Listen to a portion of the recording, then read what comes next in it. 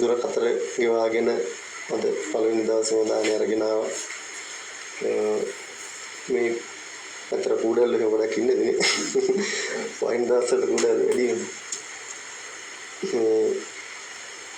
ඉතින් මෑණි මොනවද ධර්මයේ පිළිබඳ මාර්ගයේ පිළිබඳ අර බණ කතාවක් කියනවට වැඩිය ඔයාලගේම තුලාන්තයට කතා කරලා ගැටලු ටික අපිට නිරාකරණය කරගන්න තියෙන්නේ. මේ ධර්ම මාර්ගය යනකොට බණ කතා ජාතක කතා ගොඩක් දුරට එනවා. අපි ඊට වැඩිය පොඩ්ඩක් වෙනස් මාර්ගයකින් ගමන් කරන්නේ.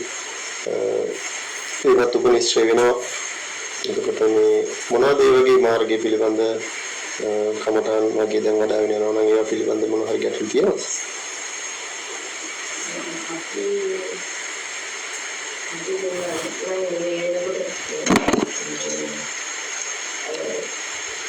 බුද්ධාංශදී වගේ එහෙම. ඒක මාසෙක ඉඳලා අපි බුද්ධාංශදී මෛත්‍රී භාවනාව මාසෙක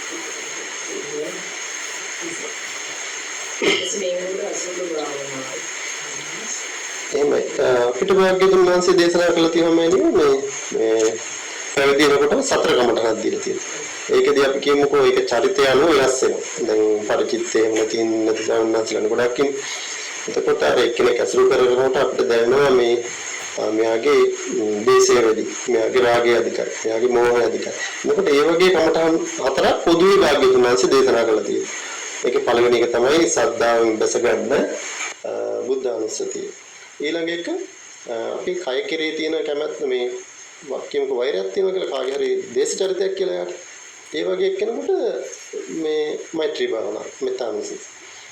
ඒ වගේම තව රාග චරිතයක් ඉන්නවා. මෙයාට මේ කය පිළිබඳ මමත්වයේ වැඩි. ඒක දුරු කරගන්න අසුභය. තව ඒකෙම දිගුවක් විදිහට මරණානුස්සතිය දීලා තියෙනවා. මේ සතර කමටහන් දීලා තියෙන අපිට ඒක.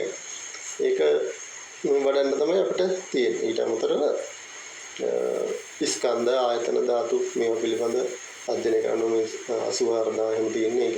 ඉතින් ධර්මයේ තියෙන අර ඩොක්ටර් කෙනෙක් වගේ. කියන්නේ වෛද්‍ය ශාස්ත්‍රය වගේ.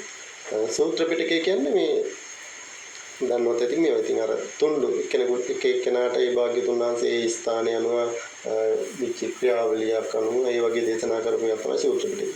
විනය කියන්නේ අපිට අර හික් වෙන්න ඕනේ.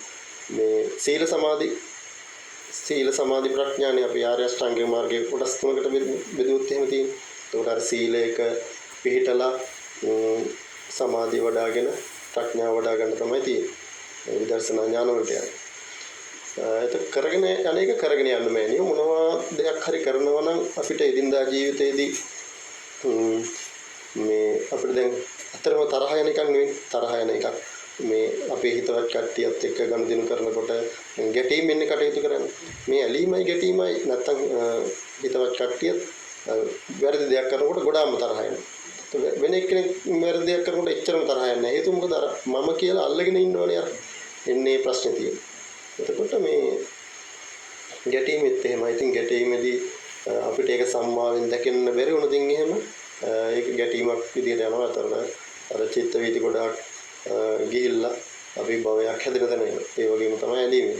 ඇලීමයි ගැටීමෙන් තොරව යන ගමනක් තමයි භාග්‍යවතුන් වහන්සේ දේශනා කළේ. මොනවාද ඉතින් සාමාන්‍යයෙන් ඔය මමත්වය දුරු කරන ඒවා තමයි ගොඩක් දුරට මේ දවස්වල දේශනා කරගෙන යන්නේ. ඒ වගේ මේ මොනවද තියෙන ගැටලු? දැන්ට අධ්‍යයනය කරපු ඒවත් එක්ක. අපි දැන් භාවනාවේදී දැන්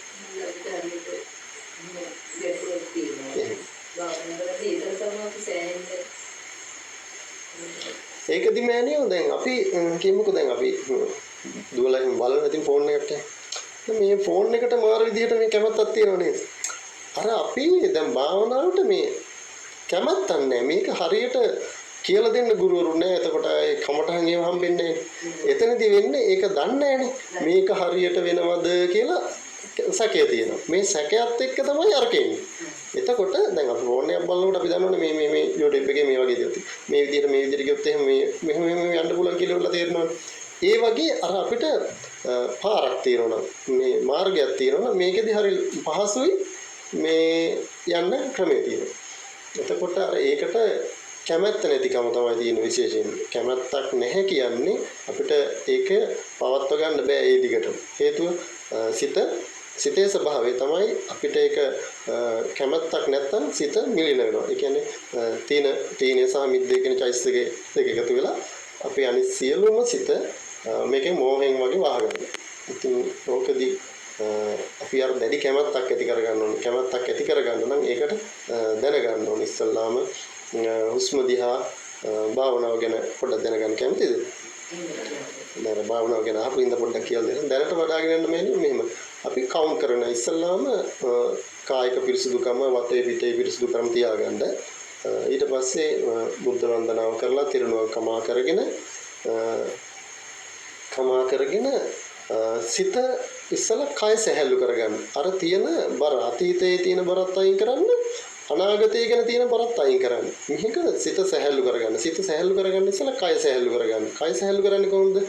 පහසුවෙන් වාඩි වුණා. සද්ද බද්ද නැති තැනකට වෙලා ඒ වෙලාවට කට්ටියත් එක්ක හරි මේ කරන්න පුළුවන් නම් හොඳයි. මොකද අපිට ධර්මයේ සරණ ඇර වෙන සරණක් නැහැ. අපි භවයේ ඉපදිලා තියෙනවා. දැන් මහතුන්ට එහෙම තේරෙනවා කියන්නේ ඉස්සල්ලා වගේ වැඩ කරන්න බෑනේ. දැන් වයසට ගිහිල්ලා තියෙනවා. ඒකට අර කායික ශක්තිය අඩු වෙලා තියෙනවා. ඉතින් මේ දැන් අන්තිම මේ තව අපිට කොච්චර කාලයක් ජීවත් වෙයිද කියලා කියන්නත් තේරෙන්නේ නැහැ. මොකද හේතුව අපේ ආයුෂ දැන් තියෙනවනේ පොඩි මේ නහරයක් කෙම්ගල් මේ ඔළුවේ මේ වුණොත් එහෙම ඒක පුරලා මරණ ගන්නවනේ. ඉතින් heart attack එකක් આવත් එහෙම සමහරලාට අපේ ආයුෂය කර්මයේ ඉවරලා තියෙනවා නම් කොහොමවත් මැරෙනවා. ඉතින් ආයුෂයත් ඉවරුනොත් ඒත් මැරෙනවා.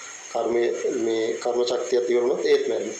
ඒ වගේ මරණය කියන එක ගොඩාක්ම අපිත් එක්කම උප්පත්ති එනකොටම මරණයත් අතින් අරගෙන එනවා. එතකොට අරක වඩනකොට මේ කට්ටියත් එක්කම එකතු වෙලා මේක දැන් අනිත් මේ සමාජය දිහා බලන්න එපා. අපි කට්ටිය ගොඩ යනවා. ගෙදරින් ඉස්සලා ෆැමිලි එකෙන් පටන් ගන්නවා. එතකොට අපි කට්ටියත් එක්කම ඒ වෙලාවට මොනවා තිබ්බත් මේ වන්දනාව කරලා ගෙදර සංසුන් කරගෙන වටපිටාව පිරිසිදු කරගෙන මේ වන්දනාව කරලා කට්ටියත් එක්කම පුරුදු වෙන්න. මේ අපි දැන් අර තියෙන සමාජයේ දැන් යන්නේ නූතන සමාජයත් එක්ක යන්නේ අනිත් පැත්තටනේ. මේක පොඩ්ඩක් හරව ගන්න. මොකද ඉස්සර අපේ සීයලා එහෙම මතකයි දාන අරන් යනවා. දැනුත් ඒවා තියෙනවා. නමුත් අර ඒ භාවනාව ගැන හිතන් එයාලා කරලා තියෙනවා. මතකයි සීය පොඩි කාලේ මම පොඩි කාලේ මේ භාවනා කරන්න ආනාපානසතිය කරන්න කිව්වා. අර ඒ ගොඩාක් දේවල් උගන්වලා තිබුණා. එතකොට දැන් එහෙම නූතන සමාජයේ එහෙම එකක් නැහැ. ඒ දන්නේ නැහැ. ඒක අරගෙන ඇවිල්ලා ඔයාලගේ પરම්පරාව නැවත ඒක හදන්න, ස්ථාපනය කරන්න. එතකොට මේ මාර්ගඵලලාභීන්ගෙන් අඩුවක් වෙන්නේ නැහැ. මාර්ගඵලලාභී නැහැ කියන්නේ මේ සමාජය අනිත් පැත්තට යනවා. එතකොට හරි ධර්මයක් තේරෙන්නේ නැහැ. මේ ප්‍රඥාව වැඩෙන්නේ නැහැ. ප්‍රඥාව වැඩෙන්නේ නැත්නම් මොකද? මෝහයෙන් අර ඒවට අපි මේ ගනුදෙනු කරන්නේ ඒවත් එක්කනේ. මොකද මේ නූතන තියෙන සමාජයේ තියෙන ඒවත් එක තාක්ෂණය හොඳ පැත්තට යොදව ගන්න පුළුවන්, අනිත් පැත්තට යොදව ගන්න පුළුවන්. එතකොට ගොඩාක් දුරට එන්නේ දැන් බලන්න ගොසිප්නේ බලන්න කැමති ඕනෙක් කෙනෙක්. ඒක බලනකොට ඉන්දියානු ඉන්න. ඒක තමයි අර හැදිලා තියෙන්නේ. එතකොට අර වගේ එකක් භාවනාවක් ගැන කියනකොටත් තව. එතකොට අර කය සැහැල්ලු කර මම දැනට භාවනාවට එන්න. කය සැහැල්ලු කරගෙන මේ සිත මේ හුස්ම දිහා තමයි ආනාපාන සතිය කරන්නේ. ඒකදී කවුන්ට් කරන්න. හුස්මක් උඩට ගත්තොත් එහෙම ඒකම පල්ලෙහාට එකනම් පල්ලෙහාට දාන එකත් එක. ආපහු උඩට ගන්න එකත් මේ තේරෙන්නේ නැත්තම් කියන්න පොඩ්ඩක්. මේ භාවනාව ගැන අහපින්ද ඉතින්. උඩට ගන්නව නම් ඒ දෙක. පල්ලෙහාට දාන ඒකත් දෙක. මෙහෙම 10ට යනකම් කරන්න. හරි මේ වගේ 9ට යනකම් කරන්න. මේ වගේ 8ට 7ට මෙහෙම කියලා අඩු කරන්න. ඊට පස්සේ අර කැමරා එකකින් දිහා බලා ඉන්නා වගේ මේ හුස්ම දිහා බලා ඉන්න. තමන් මේක මේ නිරායසෙන් එන එකක් වෙන්න ඕනේ. ආයාසයෙන් කරන්න ගියොත් මේක විඩාවක් වෙනවා. ඒ වගේ ටිකක් කරගෙන යන්න. ඒක සිත කැමති නැ ඒකාකාරීව යන්න. එතකොට ආපහු තීන මිත්‍ය යනවා. මෙතනදී කරන්න ඕන ටික දුරක් කොහොම කරගෙන ගිහිල්ලා දැන් සිත දුවනවා නම් ආපහු ගණන් කරන්න. එහෙම ටිකක් මුලදී සමතේ පොඩ්ඩක් වඩා ගන්න වෙනවා. නැත්නම් අපිට අර විදර්ශනා පැත්තට යන්න බෑ. විදර්ශනා භාවනාව ගැන එහෙම දේශනා ටිකක් YouTube එකේ දාලා ඉති පොඩ්ඩක් බලන්න link එක අරන්. මේ සමතේ ගැන අම්මට එහෙම දේශනා කරමු ටිකක් එහෙම ඇති. ඒක හොඳයි මුලදී ඒ ටික කරගන්න. භාවනාව ගැන අහපු ඉඳන් මම මේකේ වෙන මොනවද තියෙන්නේ මෑණි. ඉතින් අර ඒකත් එක සමතේ පොඩ්ඩක් වඩා ගන්න ඕනේ. දැන් අර අපි උන්වහන්සේ කිව්වාගේ කමඩහන් ඉඳලා අපි අපේ චරිතය හඳුනගන්නේ. එහෙමයි. ඒකදී පොඩ්ඩක් අපේ හඳුනන දැන් සාමාන්‍ය දැන් මම ගත්තාම මගේ චරිතේ ඉතින් ලක්ෂණ කියන්නේ මොහේ වගේ ඉස්මතු වෙන එක දැන් අපිට සමහර වෙලාවට අපේ ටිකක් අමාරුයි.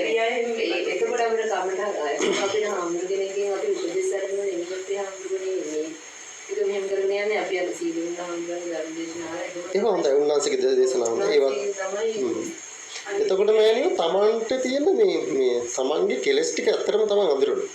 ඇත්තටම තමන්ගේ හදවත කියන්නේ මේ පැත්තට කැමර එක යොමු කරතින් එහෙම මම ඇත්තටම මට තරහ යනවාද? ඇත්තටම මට රාගයේ චරිතයක්ද? ඇත්තටම මේ අඳුරෙන් දින්නේ මොහෙන් දින්නේ. අන්න ඒ වගේ. අර ඒ වගේ තමන්ටම දැනෙනවා මේ මාර්ගය යනකොට. මාර්ගයට දැස්සට පස්සේ මෑණියෝ කාගෙන් හරි කල්යාණ මිත්‍රයන්ගෙන් ධර්මය යනවා. හරියට බැහැ ගන්න ඕනේ. තිසරණේ හරියට පිළිහිටලා නැහැ කියලා කිව්වොත්. හොඳ ලංකාවේ බෞද්ධයන්ට තිසරණේ හරියට පිළිහිටලා නැහැ. තිසරණේ හරියට පිළිහිටෙව්වොත් එයාට කල්යාණ මිත්‍රය මුණ ගැහෙනවා. මුණ ගැහුණාට පස්සේ කොහෙන් හෝ ධර්මය ඇහෙනවා. ඒ ධර්මය ඔස්සේ යන්න පුළුවන්. එතකොට ඒ අවශ්‍ය කාලෙදී ඒ වඩා ගන්නොත් මේකට බහින්න ඕන. නිකන් අපිට මුහුද තියෙනවා දැන් ගඟක් තියෙනවා කියන්නේ ඉතින් මේකේ පීනන්න පුළුවන් කියලා ඔක්කොම ටික දන්නවා. නමුත් ප්‍රැක්ටිකලි මේක උන් නැත්තම් එහෙම මුහුදට ගඟට බහින්න ඕනේ. මුහුදට බහින්න ඕනේ පීනන්න. එතකොට අර අපි ගොඩාක් දැනුම එහෙම එකතු වෙලා තියෙනවා මේ දැනුමත් එක්ක නෙමෙයි මේක ප්‍රායෝගිකව කරන්න. එතකොට ප්‍රායෝගිකව කරනවා නම් එදිනෙදා ජීවිතයේදී ඇලිම් ගැටීම් ටික ඉන්නේ අපිට. මේ ඇලිම් ගැටීම් ටිකත් එක්ක එතන තමයි විදර්ශනා වෙන්නේ. මේක ස්ථිර නෑ. අපි කියමුකෝ යම් කිසි අපි තරහ සද්දවිල්ලක් මේක දිගට මේ චිත්ත වීති ටිකක් යනවනේ මෙහෙම දිගට. එතනදී වෙන්නේ අපි ඒකට කැමැත්ත තියෙන. කිව්වට විශ්වාස කරන්න ගන්න. දේශයට කැමැත්ත තියෙන. මට මම මේ වගේ චරිතයක්. ඇයි මට මෙහෙම කිව්වේ? මම මේ වගේ මට මේ විදිහට කරන්න සුදුසුද? මේ වගේ ටිකක් අල්ලගන්න. ඒක මමත්වේ නඩත්තු කරන එක. මමත්වේ තියෙනවා නම් ඒ චිත්ත වීති ගොඩාක් යනවා. ඒ විදි කර්මය හැදෙනවා. දන්නවනේ ජවන් අද්දරේ එහෙම කරලා තියෙනවා නම් ඒ ජවන් සිත් පහක් මැද තියෙනවා. මේකදී භවය ගොඩාක් හැදෙනවා. ඉතින් අර මේවා දැනගන්න ඕනේ. දැනගෙන දැකගෙන අර ප්‍රායෝගිකව යොදන්න ඕනේ. අපිට එදිනෙදා ඔයාලට ගොඩාක් එනවා මේ සමාජයේ. ඇලීම් ගැටීම් වෙනවා. මෙතනදී හිත හදා ගන්න ඕනේ. හිත හදා ගන්න ක්‍රමය ඉස්සෙල්ලා සම්මාවෙන් දකින්න. සම්මාවෙන් ලෞකික සම්මාවෙන් දකින්න ඕනේ. මේක ගැඹුරු වැඩි දන්නේ කියන ටික. මොකද තේරුම් අරගන්න බලන්න. එතකොට ලෞකික සම්මාවෙන් දකින්න කියන්නේ කොහොමද? දැන් මෑණියෝ අපේ ඉස්සරහට එන්නේ මේ කර්ම අපි කරපු ටිකේ විපාකයක් තමයි මේ ඉස්සරහට එන්නේ. එතකොට අපිට ඒක හොඳ විදිහට එනවනම් මේ කුසල විපාකයක් තමයි මේ එන්නේ. නරක විදිහට එනවනම් මේක අකුසල විපාකයක්. එතකොට මේ මගේ කුසලයක් සහ අකුසලයක් තමයි මේ ගෙවෙගෙන යන්නේ. අයි පුණ්‍ය පාප පහිනස්ස. හොඳට ගන්න. එතකොට කුසලයක් ගෙවෙන්න ඕන අකුසලයක් ගෙවෙන්න ඕන මේ රහත් වෙන්න. ඊට පස්සේ මේ ඒක විදිහකට බලන්න. නැත්තම් මම කරපු දෙයක විපාකය තමයි මේ එන්නේ. මම කාට හරි බැන්නොත් ඒ බැනුම තමයි මේ එන්නේ. මම කාට හරි ගෙවුවොත් ඒ මගේ කායික විඩාවක් විදිහට එන්නේ ඒකමයි. මෙන්න මේ විදිහට දකින්න පුළුවන්. නැත්තම් පෙර කරපු දැන් අපි කියමුකෝ හේතුඵල ධර්මෙන් දකිනවා. තේරෙන්න තක් කියන හොඳ ටිකක් මම කියාගෙන යනවා. මේක මේ කෙටි දේශනාව උද්දේශයක් කරන්නේ. මේක කොටස් වලින් මේ පොඩ්ඩක් ඉතින් ධර්මයට බැස්සේ කෙනෙකුට ඒවා අධ්‍යයනය කරන්න පුළුවන්. එතකොට හේතුඵල ධර්මෙන් දකින්න පුළුවන් මේ වගේ හේතුඵල ධර්මෙන් සම්මස්තනය කරනවා. ඒ කියන්නේ නිකන් දල වශයෙන් බලාගෙන යනවා. සම්මස්තන ඥානය වගේ වඩා ගන්න එක. අන්න ඒක ගැන කියන්නේ. එතකොට මම මේ කරපු දෙයක තමයි අපි කියමුකෝ දැන් මේ පැලයක් තියෙනවා නම් මේකේ මූලය වෙන්නේ එතකොට බීජයක් තිබිලානේ පැලේ හට ගන්න. ඊට පස්සේ දැන් පැලයක් තියෙනවා නම් මේකට හේතුව මොකද්ද? බීජය තිබුණේ. එතකොට මේ බීජය හේතුව ඵලය තමයි පැල. ඒ වගේ මට බැනුමක් එනවා නම් මම පෙර කරපු එක තමයි පෙර බැනපු එක තමයි මේ මම පෙර හදලා තියෙන හේතුව. ඒකට ඵලය තමයි මේ එන්නේ. මේ විදිහට දකින්න පුළුවන්. හැබැයි ඒක තත්ත්ව විපස්සති. ඒ කියන්නේ මොහොතක් පාසා මේක වෙන්න ඕන. සමහර වෙලාවට අපි ඒකට ගැටුණු තින් එහෙම ඒකත් එක්කම දිගටම යනවා. ඇලුනොත් එහෙම ඒකත් එක්කම යනවා. ඒ රමණය කරනවනේ අර. දේශයත් එහෙම. දේශයත් ඒ රමණය කෙරෙලා තියෙන්නේ. අනිත් පැත්තෙන් රමණය කෙරෙනවා. එතකොට මේ වගේ ටිකක් තියෙනේද? සාමාන්‍යයෙන් මේ තව අපි දැන් භාවනාව වලින් පටන් ගන්නකම අපිට මේ වීඩියෝ එකක් දාගෙන තමයි ඒක කරේ. ඊට දැන් අපිට හිතුණා මේ එහෙම අපි ඉතිරිසිරට වැඩි එතකොට. එහෙම. මේ අපි හිතුණා මේ හිතින් අපි මේ භාවනාව හොඳට පුරුදු වෙලා දැන් කර්ම ටික අරගෙන අපි මේ හිතින් කරා ඊට පස්සේ. වීඩියෝ එක අයින් කරලා. එහෙම. අපිට තේරුණා ඒක මේ අරක මේට වඩා හොඳයි කියලා. එහෙම. ඒකවල දැන් අර හිත විසිරෙනවනේ ස්වාමීන්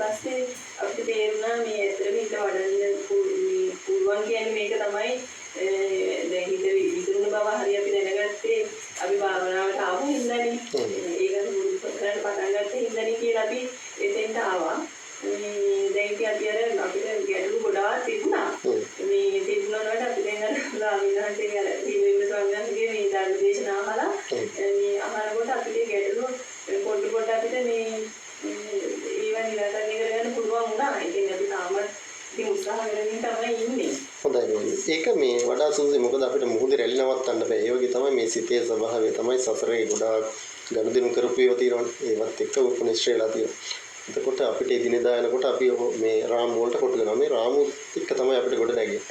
මේ සිතේ ස්වභාවය අවබෝධ කරගන්න මේ සිතේ හැටි මෙහෙමයි කියලා ඉස්සෙල්ලා දැනගන්න ඕනේ.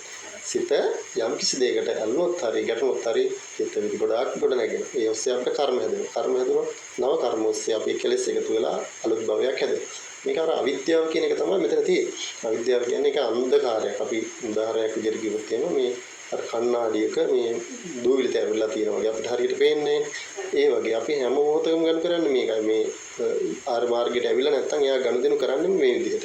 අර මුගානේ සෝතාපන්නවත් වෙලා තිබ්බොත් ඉතින් අර නිවන් මාර්ගේ පැහැදිලි. මේ විදිහට තමයි කරොත් එතකොට තමන්ගේම ඇතුළත ගැට ටික මේ තියෙන කෙලස් ටික ගැට ටික ලෙහෙනකොට දන්නවා මේ මාර්ගේ නිවැරදි කියලා. කරගෙන යන විදිහ හොඳයි මෑණියෝ. ඒක සමහරව ඉතින් එකපාරටම මේ පැත්තට හරවුවොත් එහෙම අර බැලන්ස් එකක් නැහැ මේ පැත්තටම හැරෙන්න. ඒකවල නිවන් කුලප්පුව කියලා එකක් හැදෙනවා. එහෙමත් අවුල.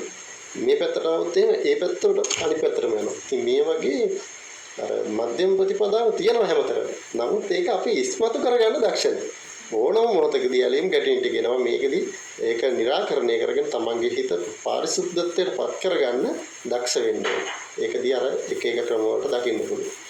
දැන් තාවිතත් වගේ අපි දැන් ඇත්තටම මේ දායකයන් ආවොත් අපිට ඒක සිදුවීම් එක බවවලගෙන යාවේ.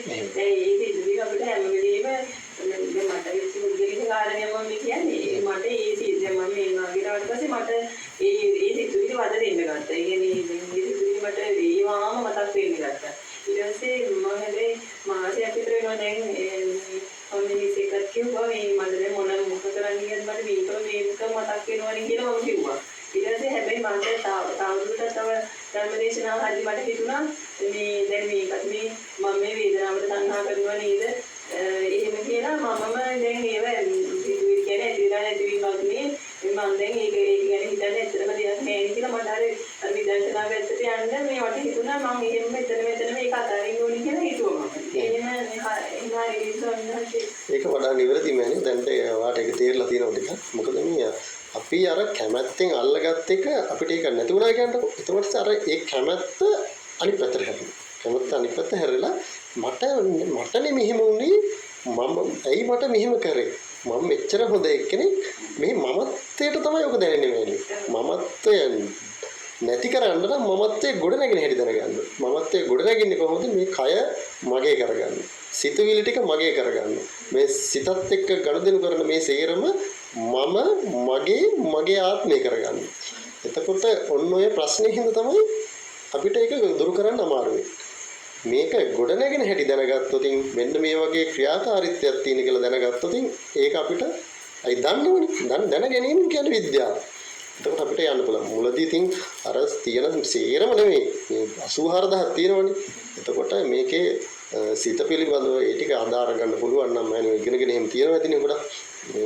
එතකොට මේක හරිය සරලයි. ඉස්සල්ලාම ඔය අභිධර්මයේ මේ රූපය හැදලා තියෙන. රූපය කියලා ගන්න පොදුයි මේ කයට. මේ කය තියෙනවා රූප 28ක් උපරිම. හරිද? නැත්තම් මේ සාමාන්‍ය නිස්පන්න රූප 18යි අනිස්පන්න රූප 10යි. ඉතින් මේ රූප ටික මේවා අධ්‍යයනය කරන්න. ඔය ඒක අධ්‍යයනය කරනවා කියන්නේ මෑණියෝ අපිට උපනිශ්‍රය වෙනවා මේ ආත්මෙදී අපිට මාර්ගඵල නිවන අවබෝධ කරගන්න බැරුණොත් ඊළඟ භවයකද හරි මතු භවයකද හරි මේක උපනිශ්‍රය වෙනවා. මොකද යථාර්ථයෙන්ම මේක දැනුනොත් තමයි මේකෙන් ගොඩ යන්න පුළුවන්. නැත්තම් කොහොම කිව්වත් ඔය ජාතක කතා මේව කතන්දර වෙන්නේ. මේ සද්ධාව තියෙන්න ඕන. සද්ධායෙන් බැසගත්තට පස්සේ ඒකම කාලක ගායඳලා හරියන්නේ නැහැ. දාන සීල භාවනා මේ වගේ ස්ටෙප් එකක් යනවනේ. එතකොට ඒ ටිකට යන්න නම් මේ ටික අධ්‍යයනය කරන්න. මහා දෙයක් ගන්න එපා. රේරුකාරී චන්ද්‍රවිල මහානායක හඳුරුවෝ තියෙනවා අධ්‍යාත්ම මූලික මාර්ගය. එතකොට අභිධර්ම මාර්ගය මේ වගේ දවසකට කොටසක් අරගෙන ඒක හොඳට පරිඤ්ඤය කරනවා කියන්නේ මේක තියෙන එක ගත්තා. සරල විදියට අරගෙන වා චින්තාමය ඥානය ගොඩනගා ගන්න.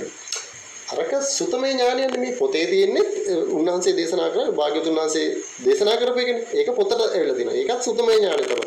සුතමේ ඥානය චින්තාමය ඥානය බවට පත් කරගෙන චින්තාමය ඥානය තමයි භාවනාමය ඥානයට එන්නේ.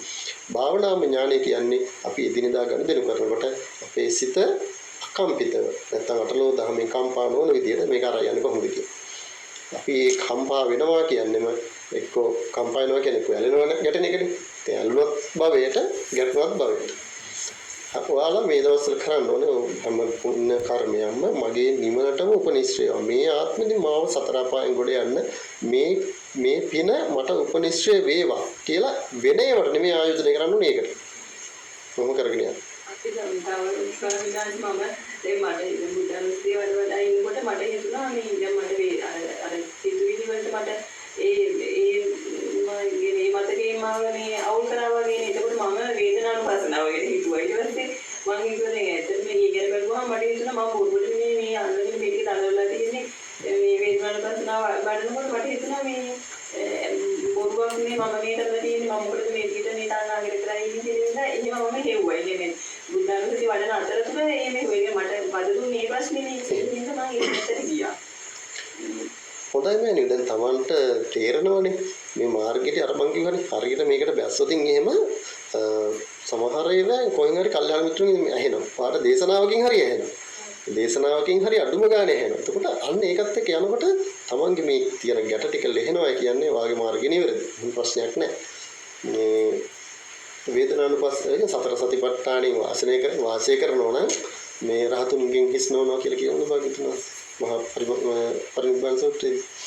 එතකොට මේ සතර සතිපට්ඨාන කියන්නේ මේ කාය ගැන තියෙන මේ පටවිය නිදහස් වීම මේ කායේ ස්වභාවය අවබෝධ කරගෙන රූපය ගැන අවබෝධ කරගන්න. ඊට පස්සේ වේදනාව සංඥාව චේතනාව මේ සංස්කාරය විඥානය කියන මේ නාම ධර්ම ටික අවබෝධ කරගන්න ටික වෙනවා. නාම රූප කියලා දෙකට බෙදා ගන්න පුළුවන්. නැත්නම් අර ස්කන්ධ පහක් විදිහට ඒ විදිහට යන්න පුළුවන්. මේක ඉතින් අවබෝධ කරගන්නilla තියෙනවා. හොඳ වැඩේ ඉතින් දැනට මෑණියන මාර්ග නිවැරදි කියලා මට තේරෙනවා. අනිවාර්යෙන්ම අර භාවනාවට භාවනා වැඩසටහන වලට වගේ සහභාගී වෙලා සාමාන්‍යයෙන් සිත දකින්න ස්වාමීන් වහන්සේ කෙනෙක් ඇසුරු කරන්නේ මේ දවස්වල අමාරුයි. එතකොට මේ අර ඉස්සල්ලාම මේ කයේ ස්වභාවය මේ ඇසේ මොකද්ද තියෙන්නේ මේක තමයි අර රූප ගැන අවබෝධ කරගන්නවා කියන්නේ නූතන විද්‍යාව තියෙනවනේ නූතන විද්‍යාවත් සම්බන්ධ කරගෙන අපිට එතනින් යන්න ලේසි අපි කියමුකෝ ගොඩාක් දුරට බහින්න තියෙනවා නම් මේ ගොඩාක් ජම්කට බහින්න තියෙනවා බහින්න නම් අපිට එකපාරට මේකට යන්න පුළුවන් ඉනි මගක් තියලා යන්න පුළුවන් නැත්නම් කඹයක් කරගෙන ආධාරයෙන් යන්න පුළුවන් ඒ වගේ තමයි අර නූතන විද්‍යාව කියන එක අපි සාමාන්‍ය පෙරදිග විද්‍යාව ඒ ටික තාක්ෂණය හොඳයි ඉතින් ඒකනේ ඉතින් අද අපිට තාක්ෂණය හිම තියෙන එහෙනම් ඒකෙන් අරගෙන අපි ටිකක් දුර යන්න ඕන ඊට පස්සේ තමයි කියන්නේ මේ මම කියන්නේ නූතන විද්‍යාව මේ භාග්‍යවතුන් වහන්සේගේ දේශනාවට කොහොමම සම්බන්ධ නැහැ නමුත් අපිට අර මුලදී අර පිම්මක් ගන්න ඒ කියන්නේ ගැම්මක් ගන්න මේක වටිනවා ඒකට මේ කයේ ස්වභාවය ඇසේ ස්වභාවය කනේ මේ ආයතන වල ස්වභාවය දැනගන්න ඇස කන නාසය දිව ඒ ටිකේ ස්වභාවය දැනගන්න මෑණි ෆොටෝ නම් ගන්න එපා. රෙකෝඩ් එක අහන්න ඒක මම දාන්නේ නැහැ YouTube එකට දැම්මත් මේ ඒ අදාළ ඒවා මේවත් එක දාන්න අපි ලොක්සන්නාසීද හරි රෙකෝඩ් එක දාගන්න තමයි මේක ප්‍රශ්නේ වෙන මොනවද මෑණි ඉතින් තියෙන ප්‍රශ්න ඔය ටික ඉතින් හිමියට යමු ඉතින් මම නෑ මොහන්සේ ඇත්තටම හරිම සතුටුයි මේ අපි කිව්ව ගොඩාක් වෙලාවට අස්සේ කරේ කියන්නේ වචනයක් කියන්නේ පටිගයක් නෙවෙයි මේ ගොඩාක් ධර්ම දේශනාවල එළී කතා ගොඩක් ඇහුනේ අපි හම්බුනේ. දැන් තමයි අවුරුදු 40ක් වෙනකොට පස්සේ තමයි ධර්මය කියන්නේ මොකක්ද කියලා මට තේරුනේ. ඊට පස්සේ තමයි මේ මිනිස්සුත් සම්බන්ධ කරගත්තේ. ඉතින් එහෙම තේරෙද්දි මට මේ මහත්ය තියෙනවා කවන්නේ කිව්වට මේ ඇත්තටම මේ දැන් මට හිතෙනවා ඉස්සෙල්ලා නම් හිතුණා මේ ජීවිතේ මේ හරිම කියන්නේ ඒක අභාග්‍යයක්මයි කියලා හිතුණා. නමුත් දැන් හිතෙනවා මේ මගේ පෞල් පරිසරයේ හැදුනේ මට මේ ගමන යන්න නේ කියලා. කියන්නේ ඒක ඒක එහෙම හරවගෙන යන ගමනක් තමයි දැන් අපි තියෙන්නේ. ඉතින් ඒකෙදි සමාන වෙලාවට දෙන්නේ අපි මාතේ ළඟ ඉන්න කිව්වේ එයාට ගොඩාක් කේන්ති යනවා. දැන් එහෙම දකිද්දි මම ඉස්සර නම් ඒකට මම සෑහෙන්න ගැටිලා රණ්ඩු වෙලා එහෙම පරිසරයක් තමයි ගෙදර තිබුණේ. හැබැයි දැන් අර වහන්සේ කිව්වාගේ එහෙම බලද්දි මට ඇත්තටම අනුකම්පාවක් හිතෙනවා මේ තව සසරට සෑහෙන්න ගැට ගහ ගන්නවා නේ කියලා. එහෙම හිතෙද්දි අර වහන්සේ කිව්වාගේ මේ ටික මම ගෙනාවු ටික තමයි කියලා දකිනවා. ඒක ඇත්තටම හරි සතුටුයි මේ බුදුහාමුදුරුවෝ මේ දේශනා කරපු හින්දානේ අපිට මෙහෙම හිත මෙහෙම තැනකට ගේන්න පුළුවන් නේ කියන හිතේ. ඒකම නේද නිවැරදි. මොකද අපිට අපි කරපු දේවල් ටිකම තමයි. ඒ කියන්නේ අර අපිට දසධම්ම සූත්‍රයේ කම්මස්ස කෝමි කම්මදායදෝ කම්ම යෝනි කම්ම බන්දු කම්ම පටිසරණෝ යං කම්මං කරිස්සාමි කල්යාණං වා පාපකම්. උඹ බලන්නකො අකුසලයයි කුසලයයි අපි කරපු එකමයි කියලා කියන්නේ. හරි. එතකොට අර අපි කර්මය කියන එක හැම එකම කර්මයෙන් වෙන්නේ නැහැ. එහෙම ගන්න එපා. නමුත් මුලදී මේ මාර්ගය වඩා ගන්න අපිට මේ කරපු මං දෙයක්ම තමයි. ඉතින් හරිනේ. මේ බලන්නකො මේ ඉස්සරහා තියෙන්නේ මේ ක්‍රියාසිට ටිකක් එන්නේ. ක්‍රියාසිට කියන්නේ මොකද්ද? මේ අභිධර්මයෙන් කළා තියෙනවා ටිකක්. නෑ නේද? එහෙනම් ඒක මම පොඩ්ඩක් අයින් කරන්න. මේවා අධ්‍යයනය කරනකොට තේරෙනවා මේ අපි මේ මොනවද මේ කරන්නේ කියලා. කරලා තියෙන මොනවද කියලා. ඉතින් මේ ධර්මයත් එක්ක මේ ධර්මයේ රසය වැටුනේ එක්කෙනාට යාට අනිත් දේවල් වඩන්නේ අතර. අපි කියන්නේ මෑනියුන්ට මේවා අතරින් කියලා. නමුත් ඒ තියෙන යුතුයකම් ටික කරන්න. ඒ යුතුයකම් ඔස්සේ අපි කියන්නේ මෙහෙම දැන් අපි දැකලා තියෙනවා කඩි රෑන, ෆ්‍රීලව් රෑන. මේ වගේ ඉන්න මොකද? ඒ සසරේ ආපු කට්ටිය තමයි මේකට ඉන්නේ. ඒ වාගෙන් ඒ කමට එයාලා දෙන ඒවා ටික කමටහනක් කරගන්න හැම වෙලාවෙම දක්ෂ වෙන්න. ඔන්න ඔක තමයි වෙන්න ඕනේ. තත්ත්ව විපස්සති කියලා තැනට එනවනේ. ඒ කියන්නේ මොහොතක් පාසා මේක විදර්ශනා කරගෙන යන්න. විදර්ශනා කරනවා කියන්නේ මොකද්ද? සිත ඇලෙන්නේ නැතුව, ගැටෙන්නේ නැතුව මේ මාර්ගය අරයි. ඒක තේරුම් ගන්න දැනගන්න. අවුරුදු 40 ගෙවුනට පස්සේ තමයි බුදුහාමුදුරුවෝ කියුවේ මොකද්ද බුදුහාමුදුරුවෝ දේශනා මොකද්ද කියලා තේරෙන්නේ. ධර්මයේ ගුණ තියෙනවනේ වෙන්නේ. ධර්මයේ ගුණ ටික මෙනෙහි කරන්න. මේ ධර්මයේ දකින්න පුළුවන් අපි හිතාගෙන ඉන්නවා දැන් නිවන් සුව ලැබේවා. මරණ එක්කෙනෙකුට කොහෙද පෙරේත ලෝකයේ ඉන්න එක්කෙනෙකුට කොහොමද නිවන් සුව ලැබෙන්නේ? මේක මෑනියෝ ඉන්නකොටම නිවන් දකින්න පුළුවන්. ඇත්තටම මේ ආර්ය මාර්ගයට ආවොත් එහෙම එයාට මේක පැහැදිලි. පැහැදිලි කියන්නේ එන්න පුළුවන් බැරි කමක් නැහැ. නිවැරදිද ඇහෙන්න ඕනේ. සෝතාපන්න කියන්නේ මෑනියෝ මේ සෝතේට ආපන්න. ඒ කියන්නේ සෝතය දියුණු වෙනවා. සෝතේ දියුණු වෙනවා කියන්නේ මොකද්ද?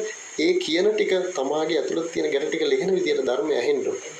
ඒ ධර්මය ඇහෙනකොට තමන්ගේ ඇතුළත ගැට ටික ලෙහෙනවා කියන්නේ එයා මාර්ගයට එනවා. මාර්ගයට ආවා කියන්නේ ඒ ටික දියුණු කරගෙන ඒ මාර්ගෙම යනකොට ඒ ඵල ටික ගන්න පුළුවන්. ඉතින් ගොඩක් අපිත් මේ අවුරුදු ගාණක් පිට ඉඳී අන්තිමට මෙහෙට වැඩිය කොහොම හරි රාජසෝන්නාංශගේ මේ හොඳම ගෝලයා තමයි ආවේ. මම ඉන්නවා දැකලා මේ තනියක බලංගොඩ රාජසෝන්නාංශේ. අපිට තියෙන කල්යාණ මිත්‍ර මහන්සිය කෙනෙක් හම්බුනාලා මොකද අපි හොයාගෙන යන පැත්තේ මහන්සියත් එහෙම කියලා කිව්වේ. මේ දැන් අපිට මට දැන් ඉතින් මෙතෙන් ආවට පස්සේ මේ අපිට කොහෙන්දෝ කොහේ හරි ගිහිල්ලා දැන් අපිට මේක මම හොයන්නේ මෙතෙන් අපි හොයාගෙන ඉන්නවා. නැත්තම් මේ ගමන නිමා කරන්නට මේ අහපු ධර්මයේ උපනිශ්‍රේ වේවා කියලා අනුමෝදන් කරනවා. සෝපත් වේවා, නිදුක් වේවා, නිරෝගී වේවා, නිවනින්ම සැනසී